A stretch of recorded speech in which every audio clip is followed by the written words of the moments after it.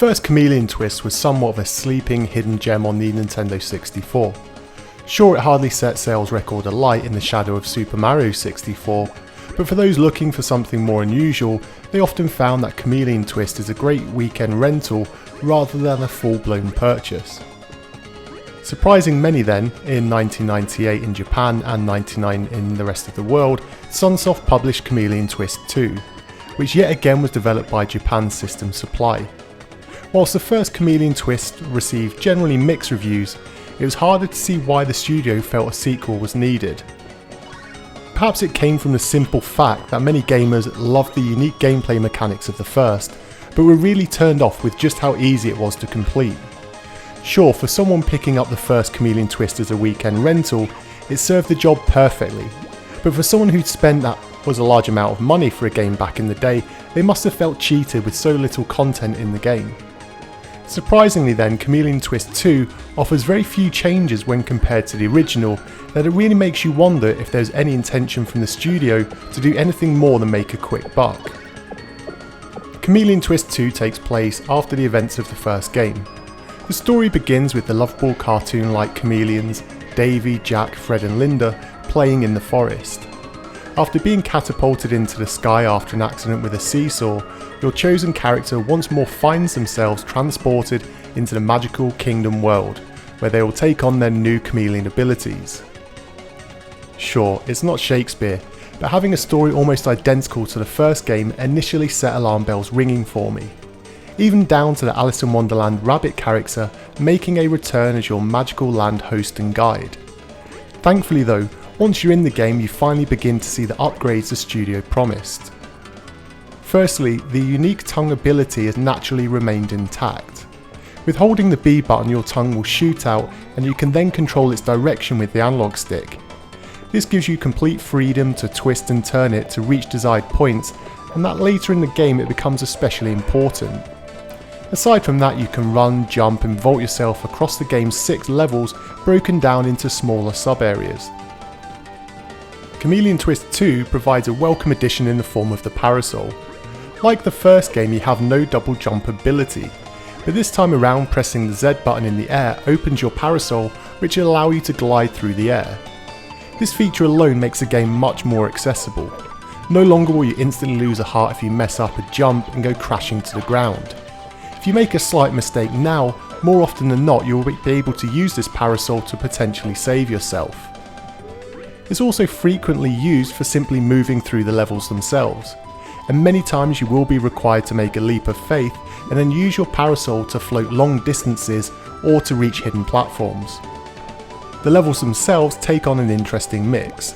The different theme worlds are Skyland, Carnival Land, Iceland, Great Edo Land, Toyland and Pyramid Land.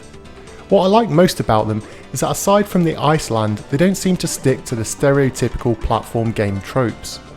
The art style is much brighter and more colourful than the first game, but everything has retained a very first generation game look to it. It has a very low polygon count and the backgrounds are simplistic, albeit quite easy to look at. Some reviewers say the visuals have improved and others say the sequel is actually worse looking than the first. Personally, I think it's hard to tell if there are any technical differences between the games, but I much preferred the look of this sequel. Of course, like any platform game, the controls really can make or break the game experience. This is where I believe you'll either love or hate this game. Now if you spent time with the first game, I honestly believe that you could pick up the sequel and get straight into playing it with very little difficulty.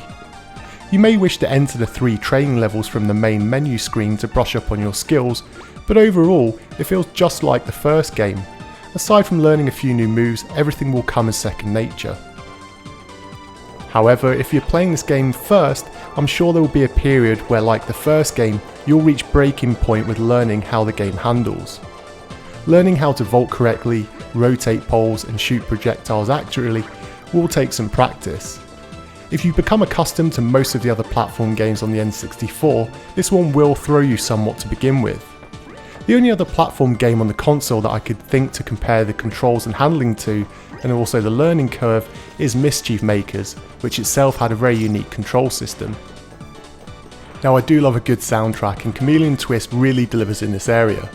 The music itself is just as cheery as the on-screen visuals, and the MIDI tunes, while not being the best on the system, really do complement the fun feel you'll experience throughout the game. There are subtle styles which complement each level and fit the overall theme. Whilst there is some looping going on, it's not as glaring as it was in Chameleon Twist 1, so this sequel smoothed out this minor issue. The effects too are good, but not great. You'll notice some stock sound effects which you'll have heard in other third-party N64 games many times. But heck, if they're not broke, there's no need to try and fix it. And if anything, I quite enjoyed this fact as it stirred up memories of some other games that I love. Despite having some minor additions, it's really difficult to class Chameleon Twist 2 as a sequel. Sure, it's a sequel by name, but with the same major problem as the first game, it's incredibly easy to complete. Like the first game, you can fly through the levels in no time at all once you learn the game design style, and yet again this one falls into the weekend rental category rather than something you'll be playing for months on end. Strangely though, Chameleon Twist 2 has no multiplayer mode unlike the first, so this omission alone really hampers the amount of time you'll want to spend with the game. On its release, it was only available via select outlets, and some local game stores in my town back in the day never even stocked this. These days you should be able to find it easily online, but it's much harder to find than the original title, and because of that the price it sells for often puts it well above what many gamers would want to pay for a game with so little content. Chameleon Twist 2 overall is a fun game, and like the first it's flawed, but it won't stop you having an enjoyable few hours with it. If you enjoyed the first game, you will experience more of the same with this title, but for those hoping for a huge change from the first game, you'll sadly be disappointed.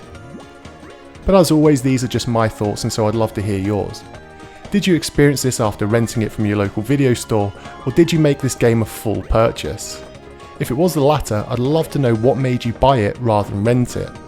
And so for today's topic of conversation, I'd love to know if you prefer Chameleon Twist 1 or 2. So sound off in the comment section down below, and until next time.